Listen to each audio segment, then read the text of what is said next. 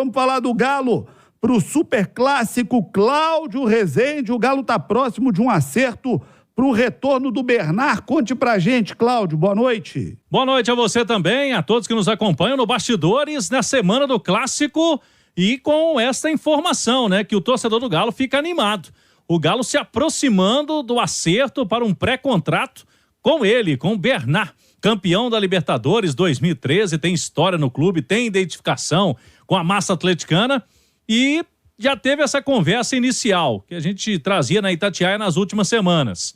A conversa avançou e estaria próxima aí de um desfecho positivo, essa história da volta do Bernard para o Atlético. Logicamente que não tem nada assinado, então internamente no Galo há uma cautela, até porque a gente sabe que negociação, né, quando tá próximo, quando não assina, não tem nada sacramentado, mas o Bernard tem tudo para ser reforço do Galo, mas não é para agora não, hein, gente, é para o meio do ano, quando vai reabrir a janela do futebol brasileiro e quando também termina o contrato dele com o Panathinaikos da Grécia. Vamos explicar daqui a pouquinho os detalhes aí dessa história do Bernard, por que ele não vem agora. Mas antes, o recado para você da Clínica Alphamen.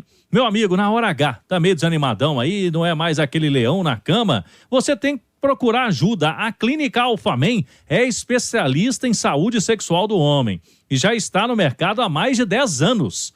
Experiência de sobra e privacidade total. Telefone para consulta 2526-7676. 2526-7676. Clínica Alphamen. Bernard vem jogando no Panathinaikos, que é time da Grécia.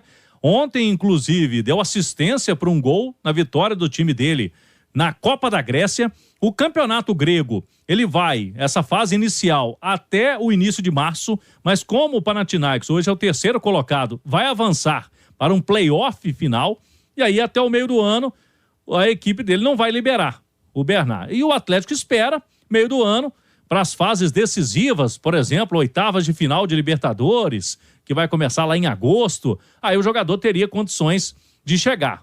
Como ele vem sem custos e dentro dos padrões financeiros do atual elenco, não vai chegar ganhando mais que os principais atletas, o Atlético está encaminhado aí essa negociação com o Bernard.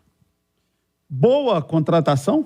Boa, eu acho que para os objetivos do Atlético, né, que é deixar esse time cada vez mais, não só o time, né, o elenco cada vez mais forte, pensando em disputar de igual para igual, principalmente com Palmeiras e Flamengo, outros times também que estão vindo bem, né? O próprio São Paulo que ganhou a Copa do Brasil.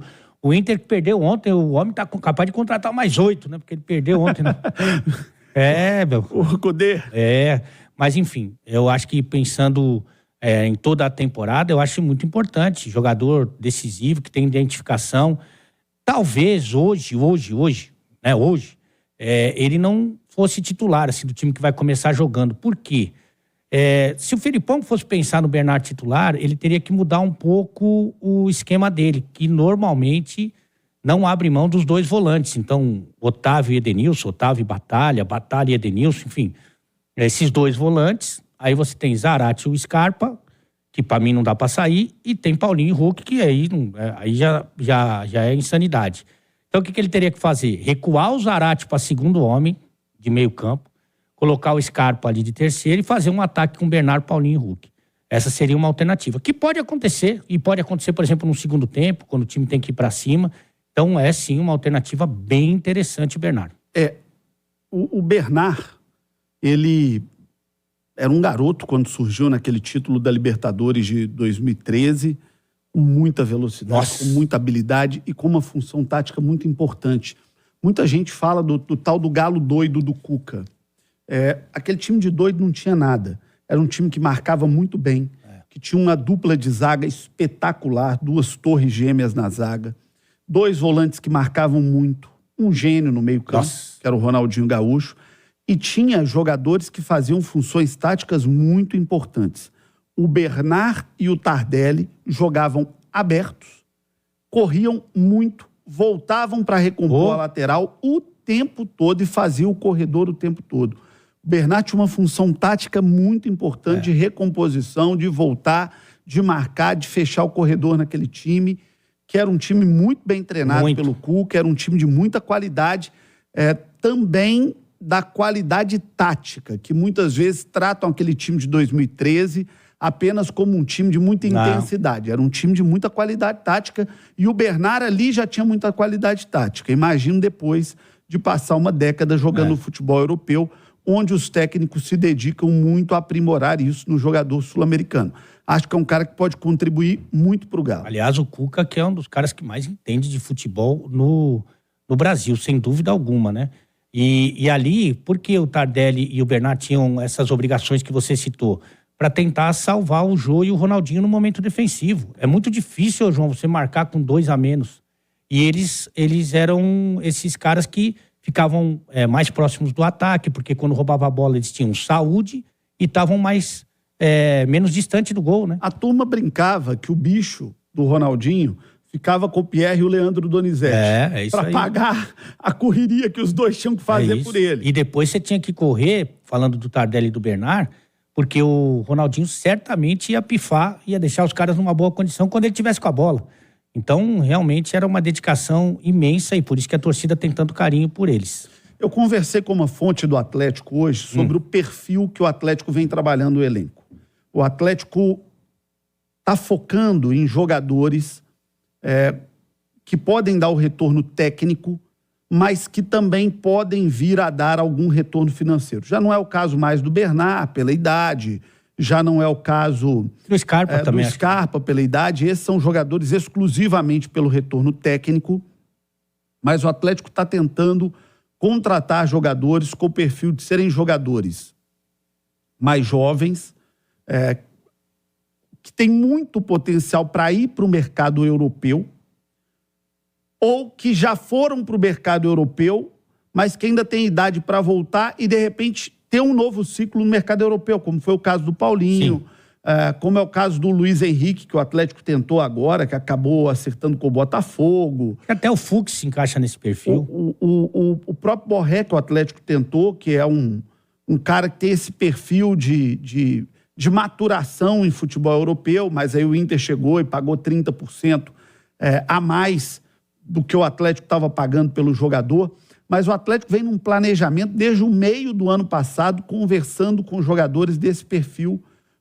O do Santos, né, que acabou indo lá para o Benfica. O centroavante. Marcos Leonardo, que foi para o Benfica. O Atlético chegou a fazer uma proposta por ele, pagaria 10 milhões por 50%. Veio o Benfica e pagou à vista por 100%, 18 milhões. O Santos, na dificuldade que está, preferiu botar o dinheiro todo para dentro. Mas é o perfil de jogador que o Atlético está buscando, é o perfil de planejamento que o Atlético está tentando. Mas, claro que dentro de uma zona de respeito ao orçamento, o Atlético está tentando jogadores de bom nível e de custo elevado para a realidade do futebol brasileiro. Jogador de 10 milhões de euros, de 8 milhões de libras, de 7 milhões de libras. O Atlético tem feito propostas e tem tentado jogadores de um bom nível.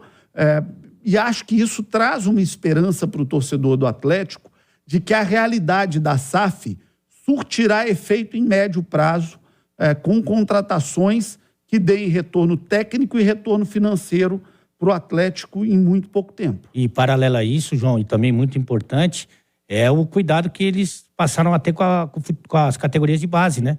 Inclusive colocando vários desses jogadores, hoje até apareceu um vídeo eles tomando trote, né?